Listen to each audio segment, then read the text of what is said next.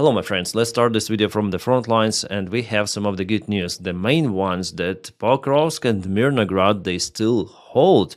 Ukrainian army is capable to defend those two settlements. Well, yes, Pokrovsk, as you may see, mainly it is in a gray area. However, for this hour, it is early to say that it is fully occupied or Ukrainian forces are being encircled fully, completely. No, it is not happening like that. Moreover, Ukraine today was successful in a small counterattack inside the central part of Pokrovsk. And there we have this flag, which Ukraine put on Pokrovskaya Mieska Rada. So that's the government building of entire Pokrovsk. That's the main square of this town. And if we click on the link, here we have the confirmation, geolocation, Ukrainian Armed Forces presence.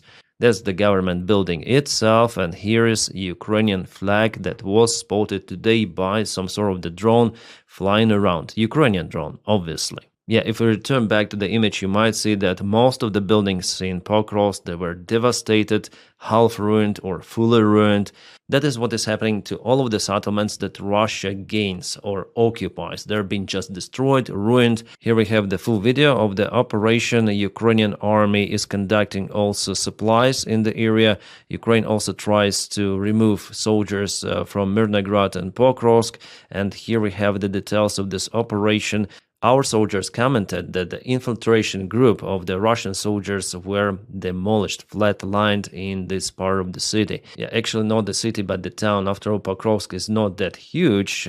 However, it is a very important, well, at least it used to be a very important supply hub, but I don't think that Russia will be capable to use the railroad connection any longer. This train station is gone, the railways, they're damaged, and to repair them, well, Russia is unable to repair it. So as the logistic center, Pokrovsk has been degraded, let's say, because of the war action, because it's been ruined. And you see where Ukraine put this flag? It's more close to the southern part of the city, actually very far away from the previously spotted Russian locations. And we know that Russian forces imprisoned one of the Ukrainian infantrymen very close to this crossroad. But if Ukrainian infantry is spotted out there, it means that everything in Pokrovsk is mixed. So yesterday some of the Russian troops could be spotted in the northern part. Today Ukrainian forces spotted in the southern region. The front lines, they do not exist. So yesterday maybe it was early for me to say that Russians established control over this very important crossroad and this entire district, because it's crucial for Ukrainian supplies. There is one more crossroad more to the north, but I think that after all Ukraine is capable to use this one as well. And despite some of the Russian infiltration groups, Ukraine still tries to repel them. So we have actually good news from Pokrovsk today, and for the last 24 hours Russians were not capable to expand in territorial control in the city. Or the town, yeah, I always say city. So it was yesterday and it is today absolutely zero Russian advancement from Mirnograd, Pokrovsk. However, they attempted to attack to Mirnograd. I guess they used this main road from Novoekonomichne, but their convoy was ambushed. Yes, again, Russians used some of the armored vehicles before they tried to go to Shakhove and Vladimirovka. They lost 70 of the vehicles there around for the last months. Well, here they try finally to get Mirnograd under control. Well, it failed. Let me show you some of the videos. This one was published by Spilnota Sternenko, so it's Sternenko volunteer, the main volunteer of Ukrainian armed forces, if we speak about the drones.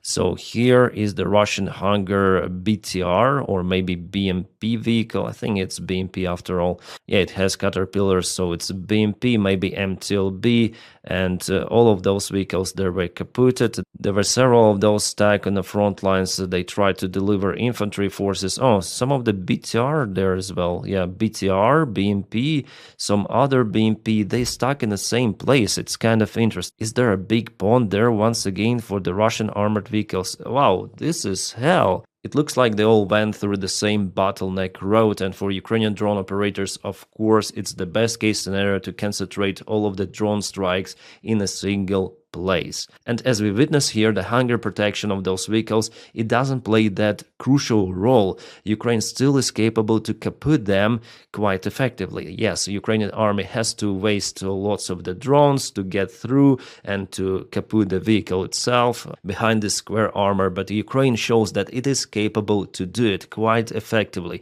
Ukraine mastered the drone operations in Pokrovsk, in Mirnograd, and what Bild says today that Mirnograd is like fully encircled. The Ukrainian army has to surrender, or Ukraine has to break through with heavy losses and fights. Well, it's not real for now, guys. The situation in Mirnograd is still, well, it's close to be very, very difficult, close to catastrophic, I would say.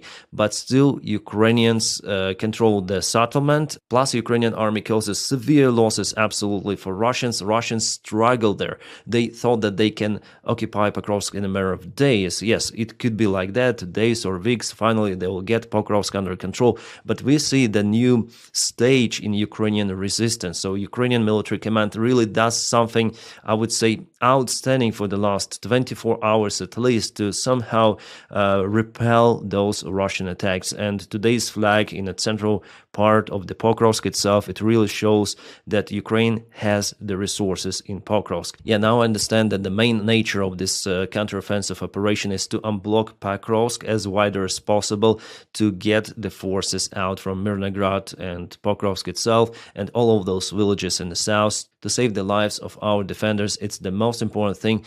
The eyes of every sort of the independent journalist, military journalist and analytic are now focused on Pokrovsk. It is very important what is happening, and that's why in my videos I'm telling about Pokrovsk right away, because it's the main hotspot. And as for today, I showed you we have some of the good news, which is very, very encouraging.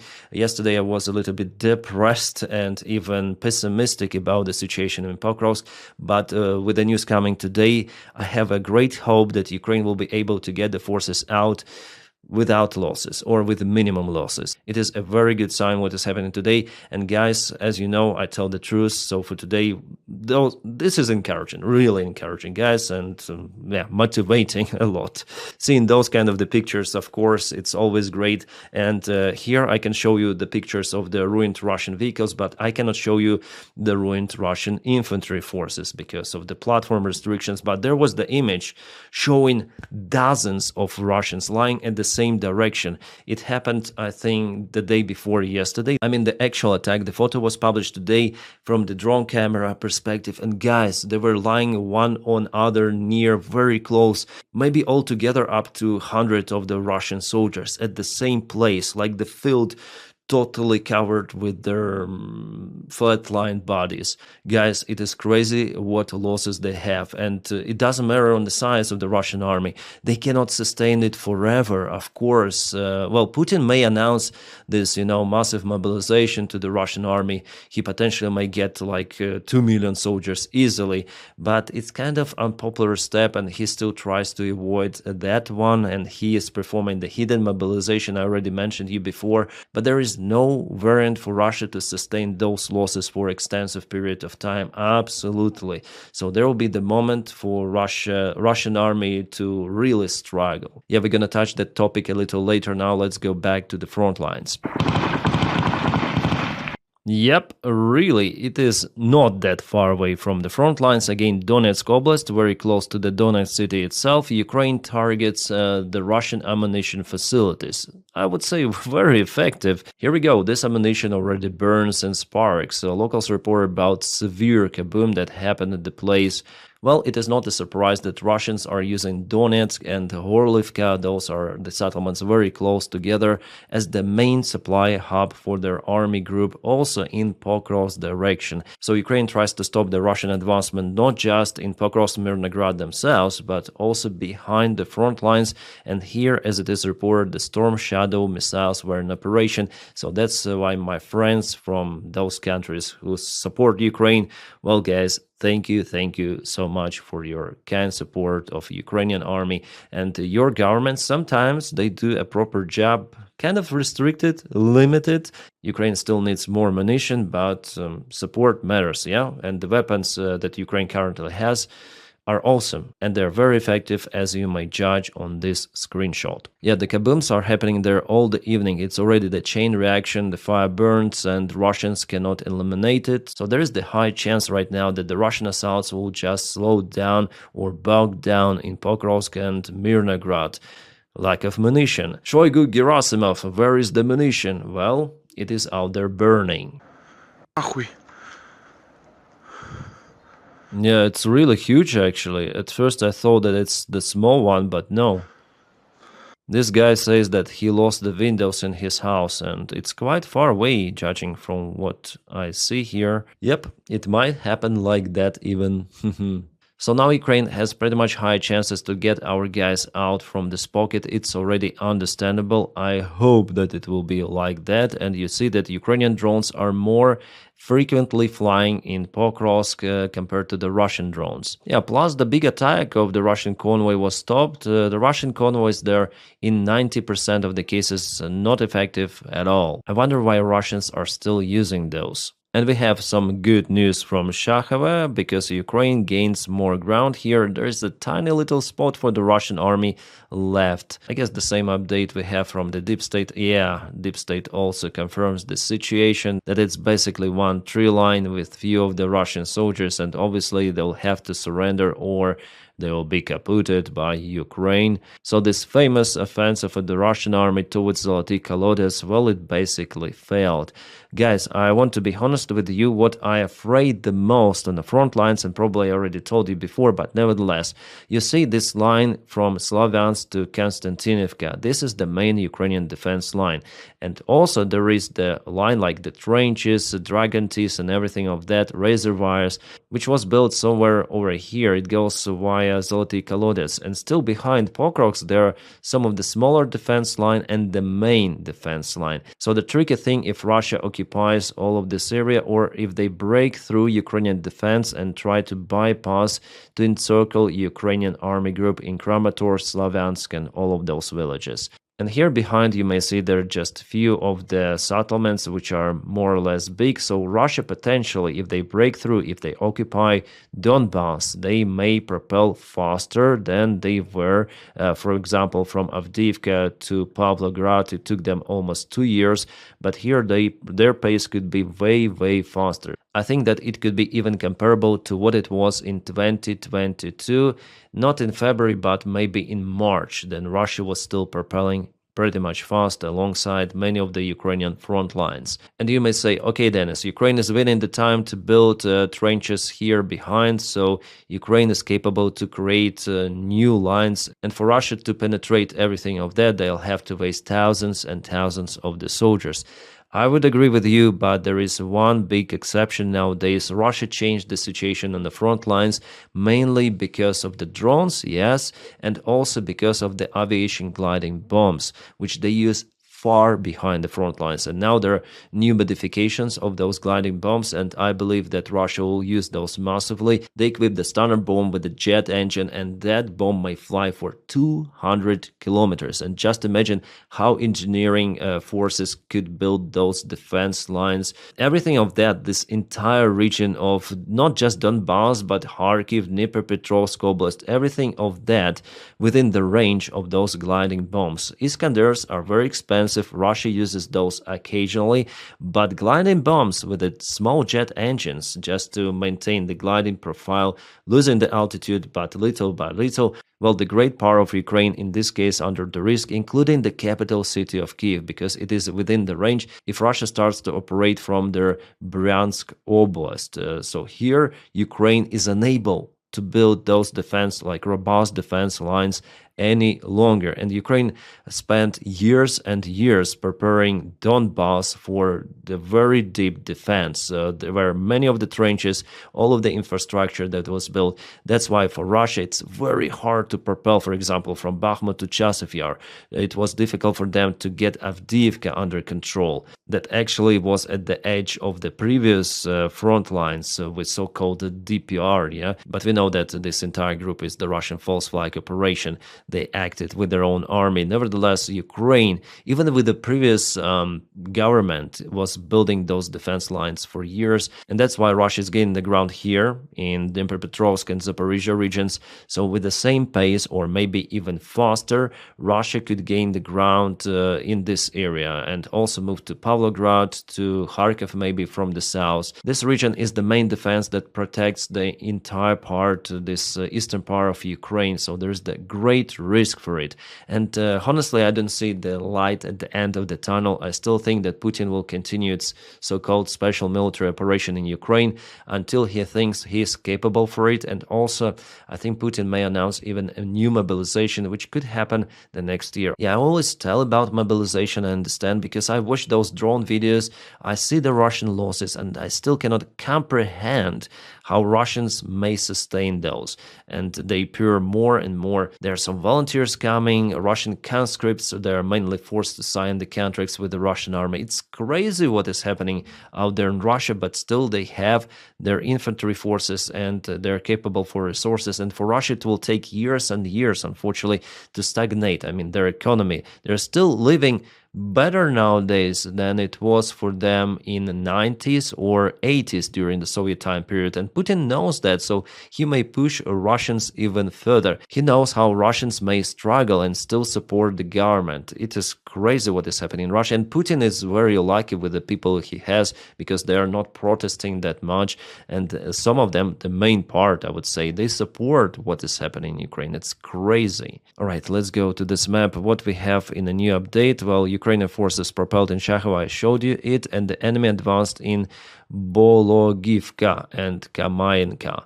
Okay, you see, this is the northern part of Kharkiv. So yesterday and today, Russia penetrated the border into Ukraine from the new area. Well, they did it from Milova before, and now Bologivka is the new hotspot. You see, Russia is very active in Kharkiv region. And why are they using their resources for the Kharkiv Oblast, occupying it?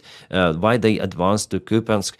Because they didn't put this oblast into their constitution. So it's one more sign that Russia is interested not just in those 5 regions, including Crimea, yeah, but they also interested in Kharkiv, in Sumy region, in Dnipropetrovsk region, which they haven't put in their constitution, but still they attack there. And of course, Russia wants to occupy Dnipro, Zaporizhia, because if they cross the Dnipro River from those 2 settlements, it may give them the freedom to operate in this area, the right bank of Ukraine, and they may possess the threat to other countries around. Also Moldova, there's the threat will be for Kherson, for Odessa, Mykolaiv, for Kremenchuk, Kropyvnytsky, Cherkasy, and even Kiev. I think those are the main 2 goals for Russia, Zaporizhia and Dnipro, and they'll try their best to occupy those settlements. Yes, it might take them years and years, but if they take the main defense line of Ukraine from Slavyansk to Konstantinivka, well, it's gonna take them less of the time. I'm absolutely sure about it, because Ukrainian defense is not prepared that much in the Dnipropetrovsk region, and we see it on this advancement. Like, for example, if we go, let's say 2 months ago, yeah, in August the 1st, here you go. And now, today, wow, it's the fast advancement, I may count it. And still there is at least a single defense line that Ukraine built. That's why it's that slow. But here, no defense lines at all. So I think that Russia potentially may go fast over here. Point away from their position. Crew members jump out. The commander calculates coordinates. Data. Have you watched this video?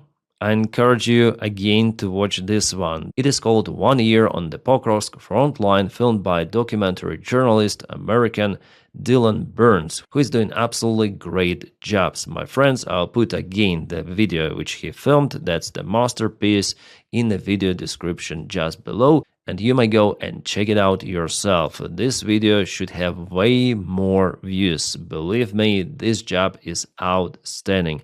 What this guy is doing in Ukraine is absolutely great.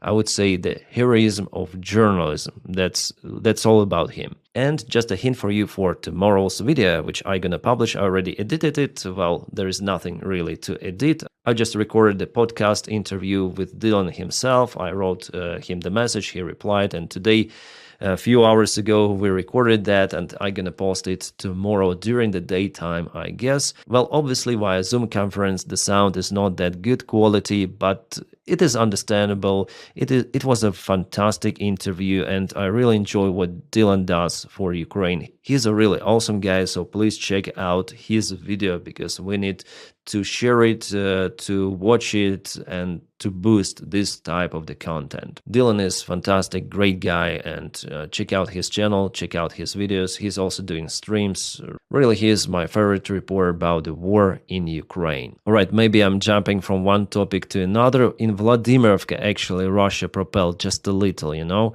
Yesterday and today, they tried to advance now with infantry, but before they buried dozens of their vehicles, not thousands, dozens. It means close to 70 altogether. From all of the drone videos, I calculated the exact number. It's 74 of the vehicles. I'm just telling you around 70, so it's 74 the actual number. And now they changed for the infantry attacks, but as we know, those bridges are being cut. It was a very hilarious video. Then Russian motorcyclists went to the bridge and they stopped in front of it. The bridge collapsed before, but Russian military command sent us here.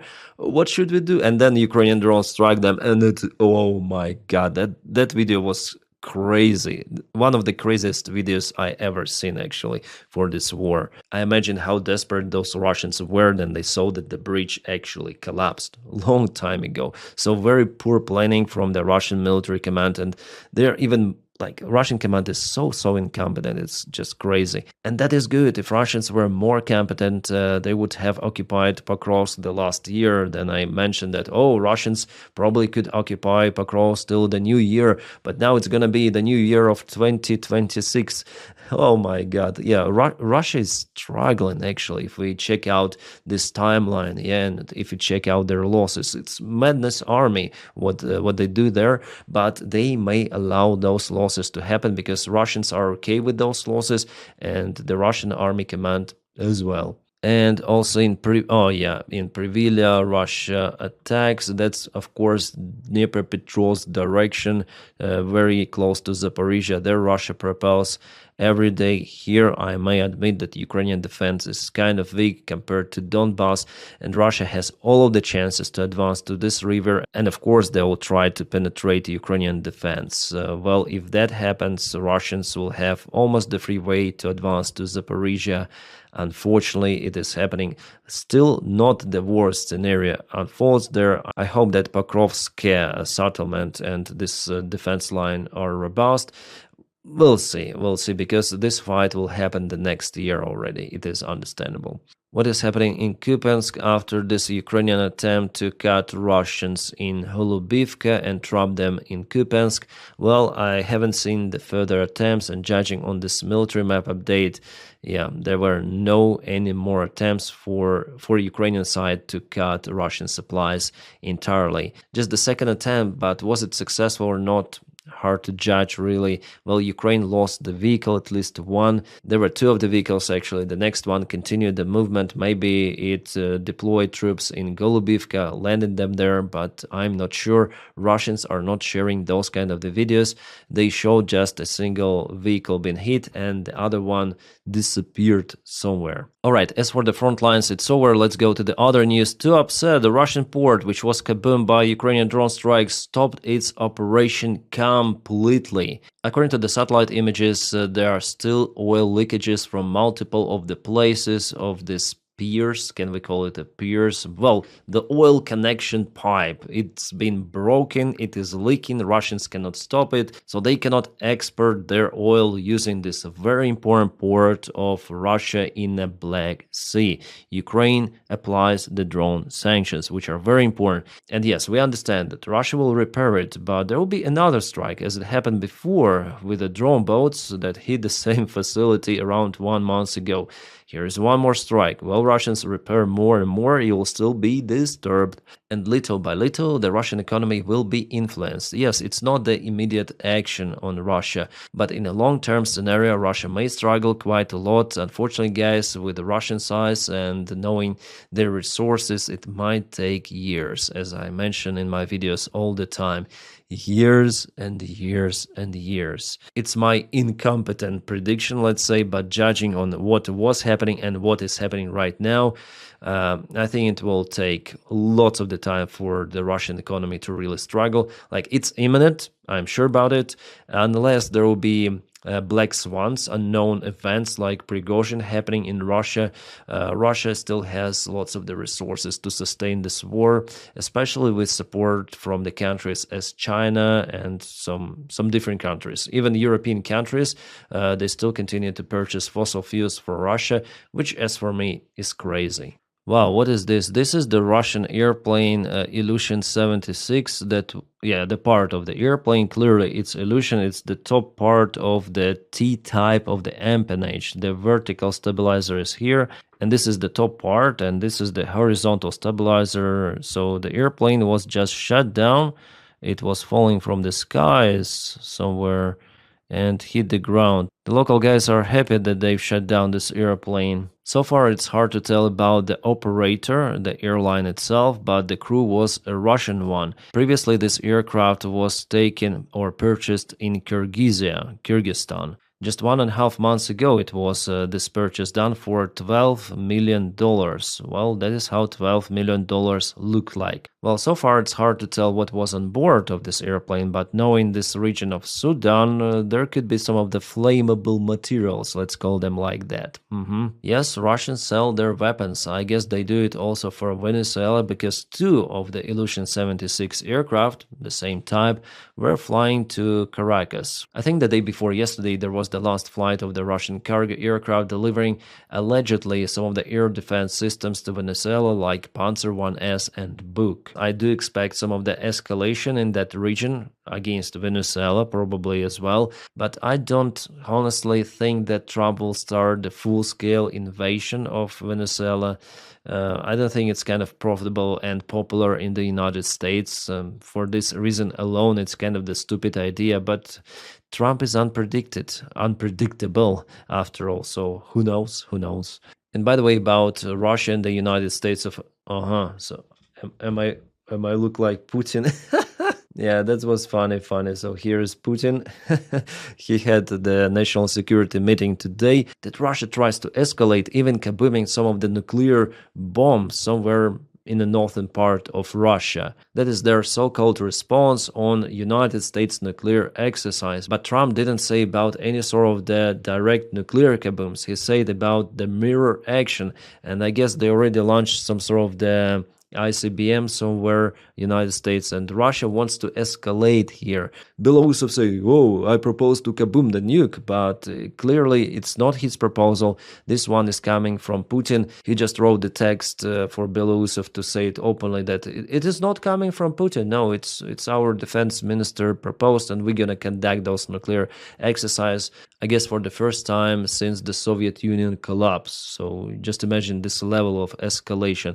It is not good, guys, at all, but I'm sure that Russia will kaboom that nuclear bomb because Putin wants to pressure Trump, from what I see, really wants to pressure Trump. From one side, Dmitriev, who is so-called Russian economy ambassador in the United States and tries to make the deal with Vitkov, Donald Trump. So he proposes, prosperity for both Russia and the United States economy. But on the other hand, Putin, with help of his military circle, they threaten the United States of America. But we may like Donny, we may not like him, but he's not the guy who is threatened that fast, and he will resist. He will escalate even more if he doesn't really like that pressure. I believe that honestly, and he doesn't have Jake Sullivan as the national security advisor. Please do not escalate. Please do not apply those sanctions against the Russian Lukoil and Rosneft because oil prices will rise and you will not win the elections. Probably he said like that to Joe Biden. Well, Joe Biden, after all, he lost the elections anyways. Well, with Donny, at least Ukraine has hands untightened to use its drones and everything it has against the Russian refineries. this. Also, Donny applied those strict sanctions on Russia. I hope he will reinforce them because it is must-have for any sort of the sanctions, because Russia and partners of Russia, they will try to circumnavigate those. The only thing that America is not supporting Ukraine directly, it is done via European allies, and it's not enough. We need direct military support from USA.